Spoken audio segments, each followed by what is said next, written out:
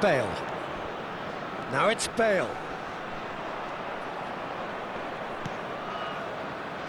It's Seydorf.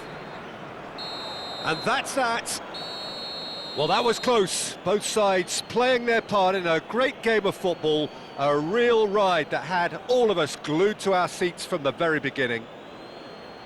Please Your make final sure thoughts, to watch Jim? the screen for Germany an information demonstrating bulletin from the exactly how regional to police play department. on hostile ground.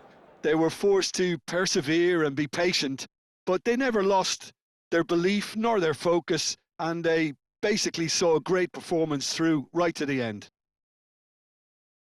And all that remains for me is to thank Jim Beglin. That's it from us tonight. A very good evening to one and all.